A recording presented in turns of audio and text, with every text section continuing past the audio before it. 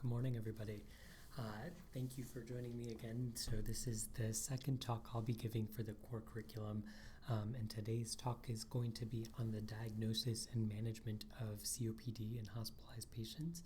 For those of you that may not know me, my name is Patel, and I'm one of the hospitalists at DUH. So we're going to be covering multiple points today. The first is going to be really just talking about the clinical signs and symptoms that raise concern for COPD. Secondly, we'll spend a little bit of time talking about a differential for dyspnea in general, but really COPD in particular and some of the things that may mimic COPD. Third, we'll spend a good bit of time interpreting basic PFTs that raise the suspicion for COPD, and then other pulmonary diseases in general. And then we'll spend the last two portions of our talk talking about management of COPD. In one part about management of COPD in the outpatient setting, and then the final few slides on the inpatient setting. We'll talk about outpatient management here in particular because a lot of our patients that have COPD are admitted in the setting of being in the setting of lacking resources in the outpatient arena, and then also because we can optimize some of their medications and hopefully prevent readmission by doing so. So the first step, let's talk about the clinical signs and symptoms that raise concern for COPD. So the hallmark of COPD is really dyspnea, and this may be the hallmark when we see our patients in the inpatient setting.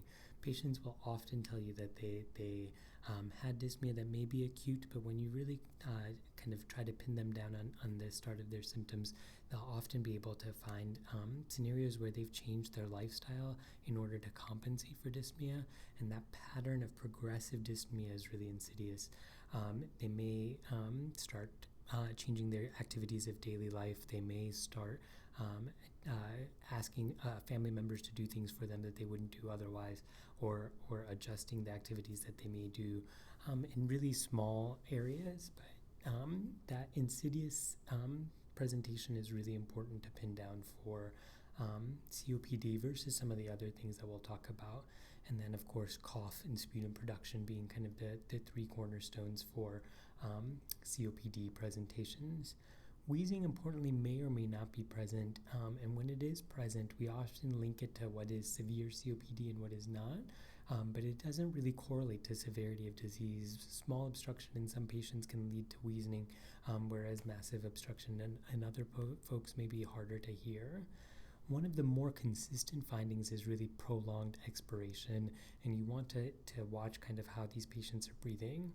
A forced expiratory time, the amount of time that they spend exhaling completely of greater than 6 seconds, really corresponds to the FEV1 to FVC ratio of less than 60%. So again, won't pick up all of the patients that have COPD, but when it is present is a good hallmark for the disease. And in severe disease, you may find some of those classic findings for COPD. Hyperinflation or barrel-chested patients, decreased breath sounds or really decreased heart sounds in the setting of severe emphysema where they have relatively large lung volumes. Patients with severe COPD exacerbations may be tripoding or having pursed lip breathing. This is things that you really want to watch out for because their respiratory situation may be in significant compromise, or signs of right-sided heart failure that may tell you that this is someone with late-stage COPD that's developing pulmonary hypertension otherwise and may need to be managed kind of a little bit differently than some of our other patients. So if you have a patient that's presenting with dyspnea and really kind of has been labeled COPD, but may not necessarily fit kind of what your assumption of COPD is, what makes you think of other things, and what are some of those other things that you might think of? So bronchiectasis is something kind of high on the differential, not common relative to the number of patients that we'll see with COPD. And most often when we see mild bronchiectasis, this is something that may be seen in COPD. Some mild X-ray changes or normal X-rays with some maybe linear atelectasis may be pretty consistent with COPD in particular. But severe bronchiectasis, really out of proportion to the patient's COPD, should raise a suspicion for other diseases. Folks with bronchiectasis will often have very high amounts of sputum production, more than that is typical for COPD in particular. The classic presentation for bronchiectasis, or the classic correlation for bronchiectasis, is cystic fibrosis or other ciliary motility disorders. These are uncommon to present in adults, but a fair portion of them do present over the age of 18. And it's something to be thoughtful about. These are not folks that have the typical CFTR gene mutation, but have other gene mutations that lead to kind of more insidious onsets and presentations later in life. Alpha-1 antitrypsin disease is one to think about as well. These are younger folks that present with emphysema and may present kind of with symptoms that are out of proportion to their age or really their smoking history. It is less than 5% of all patients that present with COPD, but something to keep in mind, because if it doesn't if the clinical syndrome fits COPD, but their presentation and their history does not necessarily, we can give them alpha-1 antitrypsin infusions and can really change the course of their illness. ABPA is an asthma-like presentation. It's an allergic reaction to aspergillus, and you can check for this. They can have severe obstructive presentations, and at times when they present with that severe obstruction, they'll have marked eosinophilia, and their antibodies to aspergillus will be positive. Important, again, to diagnose and distinguish from COPD. And then there can be overlap with certain ILDs as well, inflammatory lung diseases, interstitial lung diseases. One common one is cryptogenic organizing pneumonia, or what used to be called bronchiolitis obliterans. A good portion of them are cryptogenic, so we won't have kind of an underlying disease associated with them. But in our heart and lung transplant patients, our bone marrow transplant patients, we'll see it more often. Folks with inflammatory bowel diseases will develop this from time to time, and rheumatologic patients will develop it from time to time. We've seen it here often in our rheumatoid arthritis patients, but we'll also, which can present actually with bronchiectasis as well. But rheumatoid arthritis, polymyositis, dermatomyositis, scleroderma can all present with a COPD, with a cryptogenic organizing pneumonia type presentation as well. Their CT scans will have some focal areas of air trapping and really a mosaic pattern, as opposed to kind of classic kind of bronchitis emphysema pictures on their scans. Patients who are of Asian descent may have pan-bronchiolitis. You can see multiple pulmonary cysts and lymphangiomyomatosis. And then, of course, kind of the things that we more commonly want to rule out before saying this is a new diagnosis of COPD, asthma in non-smokers, heart failure in patients can present with wheezing, infections, whether that's viral, bacterial, mycobacterial. These are often, so mycobacterial infections often happen in patients at a risk for TB, but also you want to think about non-TB mycobacteria, Mycobacteria avium complex in patients who have underlying lung disease, really, and so your COPD patients can can present with progression of their COPD symptoms in the setting of a mycobacterial infection. The patients with fungal infections can present like this, and we talked about ABPA as well, and then malignancy, of course, as well. We'll talk about malignancy and how it can kind of mimic obstruction when we talk about some of the flow volume loops and PFTs. So let's get into it then. Let's talk about PFTs, and this is a good time to really talk about PFTs because a lot of us have experience with COPD patients, but how to use those PFTs in diagnosis and management and really to exclude other diseases is something we'll see from time to time. So spirometry. So spirometry is the measure of volume over time. So it's when you're asked to take a maximum inspiration and then forcefully exhale. And then you're going to monitor how long it takes that patient to exhale over time. So measures the FEV1, which is the volume exhaled over the first second of forced expiration over the total volume of forced expiration. That amount that is exhaled in the first second is markedly diminished in folks that have obstructive lung disease.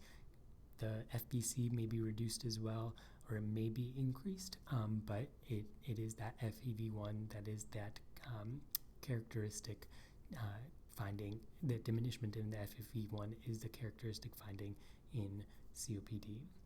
The other thing that we'll pay some attention to, and really kind of more the transplant patients, you'll see it reported and followed over time as opposed to your COPDers, is the FEF 25 to 75.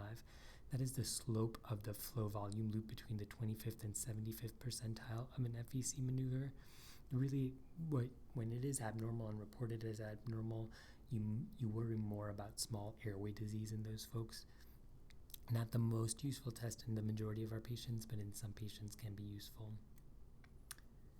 So spirometry is so on exam, remember when that expiratory time is greater than 6 seconds, it corresponds to an FEV1 of less than 60%.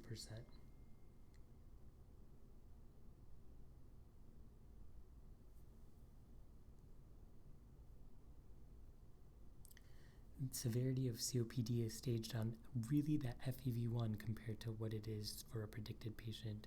So if the FEV1 to FVC ratio is diminished, is less than 70%, but that FEV1 is really greater than 80%, it's mild COPD. 50 to 80%, it's moderate. 30 to 50%, it's severe. And less than 30%, it's very severe. The improvement in the FEV1 post-bronchodilator challenge is what raises suspicion for asthma or asthmatic bronchitis.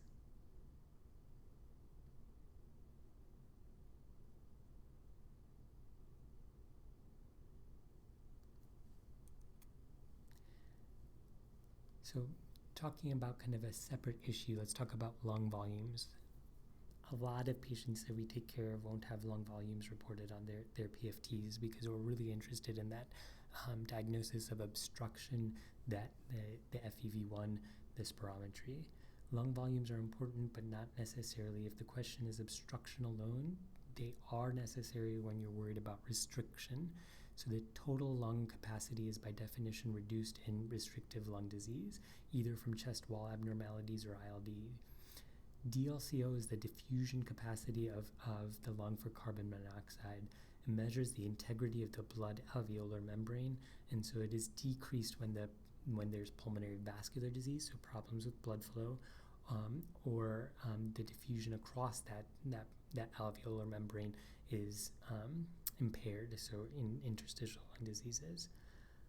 If lung volumes and spirometry are normal and the DLCO is decreased, so you have a normal lung volume and a decreased DLCO, there's a problem with the blood flow, whether that's PE, pulmonary hypertension, but a pulmonary vascular disease is what you're worried about.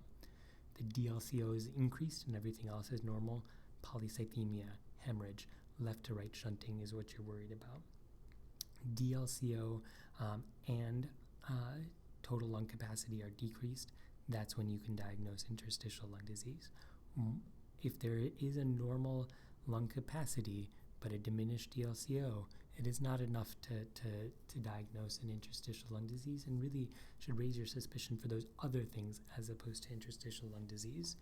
And then finally, if your lung volume is decreased and your DLCO is normal, this is a chest wall abnormality, not necessarily a interstitial lung problem or an obstructive lung problem. So let's look at those things one more time. So this is a normal flow volume loop when we're talking about flow volume loops.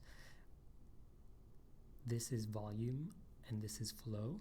It's a little bit difficult to kind of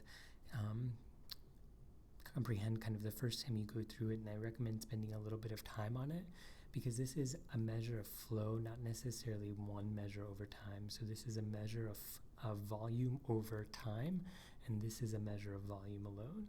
And so total lung capacity is the amount of volume that is in the lung altogether, so at maximal inflammation at the end of inspiration. So this is as a patient exhales, they reach their peak flow, and then that diminishes as they get out the rest of the lung volume that they can. You don't get out all of your lung volume, right? Your lungs don't collapse fully. And so at the end of expiration, there is some residual volume that is here. Then you start inhaling again. The difference between how much your lungs can fit in at the end of inspiration, which is your total lung capacity, and how much is left at the end of expiration, your residual volume, is your vital capacity. In obstructive lung diseases, that peak expiratory flow can be limited, and you often have this scooped out shape in expiration as well, because the amount of you're able to get out all of that lung volume still. You're able to get to your residual volume, but you're not able to do it with as fast a flow. So that flow diminishes much faster, and it takes a longer time to get to that residual volume. And so this scooped out pattern, this peak expiratory flow being limited, are characteristic of obstructive lung diseases. That scooped out pattern is common in COPD. They affect expiration more so than inspiration, and the inspiration curve is pretty normal. This peak expiratory flow being limited is useful in certain scenarios, and so in asthma, you'll find a lot of data on how that peak expiratory flow is limited can help you triage a person to an inpatient setting or an ICU setting. So if it's very, very limited on a patient, that tells you maybe they're not stable for the floor, maybe they need an ICU. And if it's pretty normal, maybe they're okay to be discharged from the emergency room and not need an inpatient setting. But that's something separate altogether. And in restrictive lung diseases, the total lung capacity may be impacted. So you have a change in both of these. So there is limitation in flow in restrictive lung diseases, but you don't necessarily get to that. Your body is going to hold on to a lot more residual volume, and your inspiratory levels are going to be affected as well. And by definition, your total lung capacity is going to be impacted as well. One thing to talk about here is when we're thinking about obstructive lung diseases, obstruction secondary to COPD and asthma is different from kind of a fixed obstruction. So fixed obstructions can sometimes lead to truncation of one limb. So when there's a variable obstruction, so say during inspiration alone, your airways are obstructed, can lead to just change in that curve. Or if there's a fixed obstruction, it can lead to changes both of inspiration and expiration, different from obstructive lung disease. So that's how you can use flow volume curves. And let's just go over it kind of one more time in how to think about PFTs in general. So when you're starting with your FEV1 to FVC ratio, is it greater than 70%? If it is, then you don't have obstruction by definition. If it's not, is your vital capacity greater than 80%? Yes, then you have usually obstruction alone. No, is your total lung capacity greater than 80%? Yes, then you have obstruction alone. No, then you might have mixed obstruction and restriction. If you have obstruction and your DLCO is limited, then you might have a component of emphysema. If your DLCO is not limited, then you have asthma or bronchitis predominant COPD. This is not a perfect test, and there may be some overlap between these two. If your F to F ratio is normal, but your total lung capacity is limited, then you have restriction. Restriction plus abnormal DLCO is ILD or pneumonitis. Restriction with a normal DLCO are your chest wall and your neuromuscular disorders. If your vital capacity is elevated and your DLCO is elevated, then you might have polycythemia vera or other kind of flow problems, or you're normal. So how do we manage patients that have COPD? And these guidelines are actually pretty new. They're important to consider, especially when we're discharging a patient from the hospital setting, because new GOLD guidelines talk about kind of how to manage these patients and really have changed as of 2015. They incorporate an FEV1 like they always have when we talked about severity of illness, but they also incorporate patient symptoms and the amount of times that they've had hospitalizations. There's multiple scales that help kind of characterize how a patient is managing their COPD as an outpatient. And so the new guidelines classify them as A, B, C, or D based on the number of times that they've had exacerbations or their FEV1 versus how they're managed at home. So someone who has poor management of COPD at home, so has a lot of symptoms from their COPD, but has a normal FEV1 or is not hospitalized that often, can be rated at a higher level. And those folks who have lots of symptoms or are admitted often or have a low FEV1 are even higher. So let's talk about kind of based on those guidelines where to fit them in. So the MMRC is kind of one published scale in order to talk about kind of COPD management in particular. And then there's a CAT scale as well, but that's not actively published in the United States as of right now. And it will be published relatively soon, but it's technically the companies that are putting it together have say that there's more data needed in the US, whereas in Europe it is actively used. The MMRC asks patients to score kind of where they are. 4, I'm too breathless to leave the house, or I'm breathless when dressing. 3, I stop for a breath after walking about 100 yards. 2, I walk slower than people of the same age because of the breathlessness I have. And 1, I get short of breath when hurrying, so really when I'm doing pretty strenuous levels of exercise. So GOLD stage A are those patients that have minimal symptoms or have a normal FEV1 or not a severely diminished FEV1 or don't have a lot of exacerbations. 2 of the 3 of those, and they'll be classified as higher on the GOLD criteria.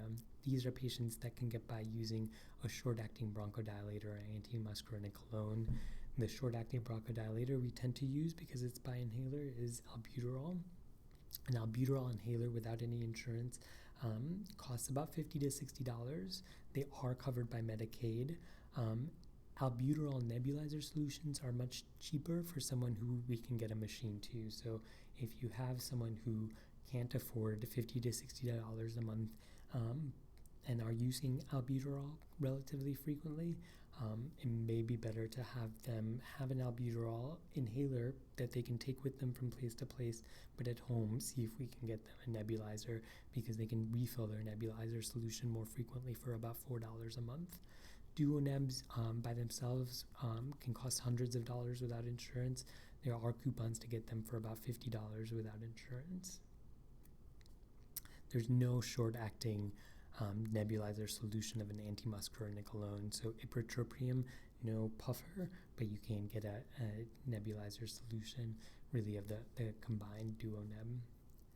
GOLD stage B, so I have a lot of symptoms from my COPD, or I intermittently get hospitalized, or my FEV1 is low. They require some long-acting antimuscarinic, really, or beta agonist. It was thought that the antimuscarinics are superior to the bronchodilators as monotherapy, but recent reviews say that they're probably relatively similar. The long-acting muscarinic is really tiotropium or Spiriva. It costs $300 without insurance, but it's on the Medicaid preferred list. So if someone has Medicaid, they can usually get tiotropium. It improves quality of life. It decreases exacerbations. It decreases admissions, but it does not impact mortality. Salmeterol is what's on the Medicaid formulary for a long-acting beta agonist. Formoterol isn't really available anymore, and Arcapta is the other one that's available as well. So gold stage C, so now we're getting into, I have some limitation in PFTs or are getting admitted to the hospital frequently, plus or minus symptoms, right? So they can get an inhaled corticosteroid alone, the one that, but not necessarily, right? And so you want to give them an inhaled corticosteroid plus something else, and the combinations are usually with long-acting beta agonists. And so beclomethasone is the inhaled corticosteroid that's on the Medicaid formulary, and that's QVAR. Flovent and budesonide are options as well. Cost without any insurance coverage is over $200. If you only had a choice of one, you should never provide just an inhaled corticosteroid, right? So give them a combination of inhaled corticosteroid plus tiotropium if they have that already, or give them a combination. If you're going to give them one alone and they can only afford one inhaler, the LABAs and the LAMAs are better than inhaled corticosteroids alone. So the combinations are Symbicort, which is budesonide and formoterol, Advair, which is fluticasone plus salmeterol, or Dulera, which is mometasone plus formoterol. All are on the Medicare formulary. Cost without insurance is over $250. So inhaled corticosteroids do increase the pneumonia risk, but may or may not. It's still kind of a point of controversy. Have an impact on improving mortality in combination, not alone. So again, fewer reasons to give inhaled corticosteroids as a monotherapy, and they are beneficial in improving lung function and quality of life. And then gold stage D, these are where you're doing combinations of multiple different inhalers. You want to consider adjunct therapies. You want to consider O2 if they're a candidate. And really you want to consider pulmonary rehab, which is comprehensive exercise training, smoking cessation, and nutrition counseling. It improves quality of life, decreases admissions, and may have an impact on mortality as well. Home O2 is indicated if PO2 on room air or SpO2 if your guided pulse ox are PO2 less than 55, SpO2 less than 88%. Or if there's borderline hypoxia and erythrocytosis, or if there's exertional hypoxia. This does decrease mortality if you give it in those patients that meet those guidelines. It is important to teach patients about the O2 that they're getting. An ambulatory O2 tank for someone that you're prescribing 2 liters of nasal cannula to continuously will last 4 to 6 hours. So if they're coming to the Duke clinics, or if they're going to do something for more than 4 to 6 hours, it is important that they pack extra tanks. Home concentrators are very useful, but patients should have backups in case they lose power at home. And one other thing to mention in this category of patients are PDE4 inhibitors that are beneficial but are limited by side effects. They cause a lot of nausea, vomiting, they cause anorexia, weight loss, diarrhea, and are very expensive. How about treating exacerbations? So short-acting bronchodilators and antimuscarinics are the cornerstone of therapy for patients that are severely dyspneic, and you can schedule them, you can leave them as PRN with your respiratory therapists. Systemic corticosteroids are used for these patients. You can do 40 to 60 per day for about 2 weeks per the guidelines, though recent data suggests that about a 5-day burst of really 40 milligrams of prednisone, not high doses of kind of the 125 of solumedrol that our emergency rooms will sometimes give, are relatively equivalent to longer tapers, but guidelines really say 2 weeks of steroids for these patients. And then when to give antibiotics, it's really for if there's increased dyspnea, sputum, or purulence. There's the criteria for antibiotics in these patients. You can give a respiratory fluoroquinolone, Moxie or Levo, Doxy, Bactrim, azithromycin are all reasonable choices.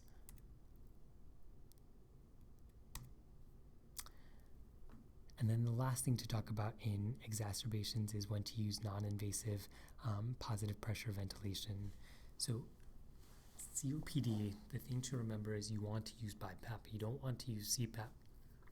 If they're on CPAP for sleep apnea, that's different than using non-invasive ventilation for COPD. The reason for this is because in BiPAP, you can set both an inspiratory pressure and an expiratory pressure. You can gradually increase that inspiratory pressure to help alleviate dyspnea in these patients, and then you can help it use to decrease the respiratory rate. This is useful in hypoventilation when PCO2 is rising. CPAP is really for hypoxia. It provides constant FiO2, constant inspiratory pressure, can increase the amount of FiO2 that is getting to a patient. Do not use non-invasive ventilation if someone is altered, if someone is having trouble protecting their airway in particular, if they have hemodynamic instability, they have a GI bleed, or intractable vomiting. And that's all we have on COPD. Thank you so much for taking the time. We really appreciate you guys coming to these. And if there's any questions, concerns, please feel free to email me or email the group at any time.